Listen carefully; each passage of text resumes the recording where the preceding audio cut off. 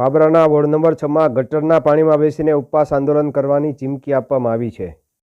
બાબરાના ward number 6માં આવેલા પછાત વિસ્તારોમાં નગરપાલિકાની ઘોર બેદરકારીના કારણે વગર ચોમાસે પાણીની રેલમછેલમ થાય છે અને ગટરના પાણી ઉભરાઈ અને આસપાસના વિસ્તારમાં ફરી વળે છે, જેના કારણે લોકોને પોતાના ઘરની બહાર નીકળવું પણ મુશ્કેલ બની ગયું છે। આ મુદ્દે નગરપાલિકાને અનેક વખત રજૂઆતો કરવામાં આવી હોવા છતાં રીઢા તંત્ર દ્વારા કોઈ જ કાર્યવાહી કરવામાં આવતી નથી, જેના કારણે આ વિસ્તારના લોકોએ ગટરના પાણીમાં બેસીને ઉપવાસ આંદોલન શરૂ કરવાની ચીમકી આપી છે। Reporting by Appu Joshi, Babra. મારું નામ છે કૈલાસબેન રાજુભાઈ પરમાર। અમે અહીંયા વર્ષોથી અહીંયા રહેવી છીએ, તો હજી આ કોઈ આ એની સમસ્યા છે, હજી અહીંયા નિકાલ કરવામાં આવ્યું નથી। આવન તો ઉપરથી આ લોકો એમ કે હાલો કરી દે, ખોટે ખોટ જીસીબી વાળાને લઈ આવવાનું, ઓલા લઈ આવવાનું, અહીંયા ઊભા રાખીને અમને બતાડી અને વિયા જાય।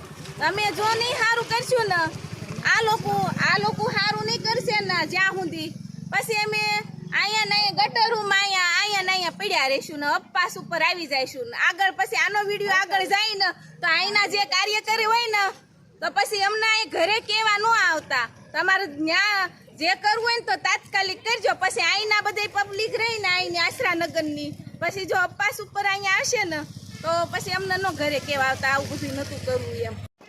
અમે અહીંયા વોર્ડ નંબર 6માં અપુભાઈ જોશીને બોલાવ્યા છે આ પાણીના સમસ્યાના હિસાબે, અને અમારા ગટરની ઝાઝા વર્ષોથી અમારે આ પ્રશ્ન છે, આનો કોઈ નિકાલ કરતું નથી। નગરપાલિકામાં અવારનવાર જાહેરાત કરવા છતાં કોઈ આ બાબતનું ધ્યાન આપતા નથી, બરાબર। અને અહીંયા મચ્છરનો વર્ષોથી અમારે ત્રાસ છે।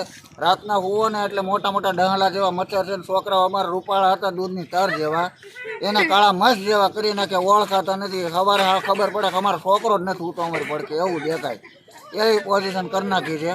અને અમારા બહુ મચ્છરનો ત્રાસ છે, ભૂંડ ગાવું આ તે ઢોર ઢાકર હાલવાના રસ્તામાં હોય, એક તો નાની એવી કેળી જાય બાળક હનુમાનના મંદિરની પાછળ, એટલે સારું વાહને બે ભેળા થઈ ગયા હોય તો અહીંયા બાળકો રખડતા હોય, અમારા બાળકો હાલતા હોય, સાધન હાલતા હોય, અટલાવવાની હાથે બધા બહુ પ્રશ્ન રહે છે, અને આનો કોઈ નિકાલ જ કરતા નથી।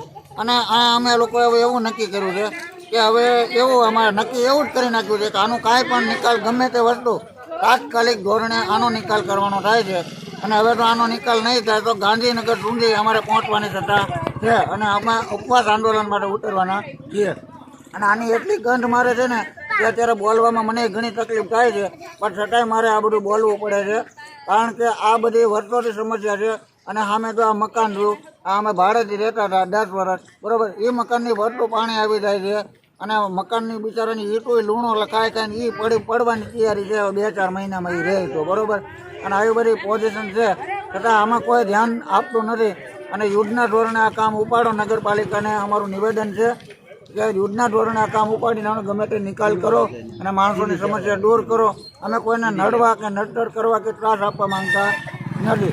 બાબરાના શ્રી અપ્પુભાઈ જોશી પત્રકારને અમે અહીંયા બોલાવેલા છે વોર્ડ નંબર 6માં કે આ ગટરની સમસ્યા અમારે વર્ષોથી છે। ભાજપની બોડી બેઠી ત્યારે 1 કરોડ રૂપિયાની ગ્રાન્ટ પહેલાં ગટરની આપવામાં આવી હતી, તો આ ભાજપના બધા સભ્યો આ મુદ્દા ઉપર ચૂંટણી લડ્યા હતા, અત્યારે આ મુદ્દો કોઈ સંભાળતા નથી।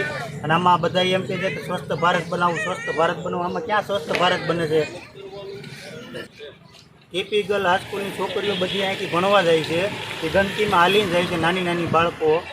અને આરોગ્યની બધાને અહીંયા મચ્છરના ડેન્ગ્યુના બધાને પ્રોબ્લેમ છે, આરોગ્યમાં કેટલીક પછી સારવાર લેવાની, આરોગ્ય જોખમમાં છે। અહીંયા ભૂંડણા રખડે છે ગટરમાં 24 કલાક, નાના નાના બાળકો ભણવા જાય ત્યારે એની ભૂંડણા થઈને બટકા ભરી જાય છે। તોય છતાં અવારનવાર રજૂઆત કરવા છતાં પણ કોઈ અહીંયા નગરપાલિકાના સભ્યો કે નગરપાલિકાના પ્રમુખો કોઈ અહીંયા ધ્યાન આપતા નથી।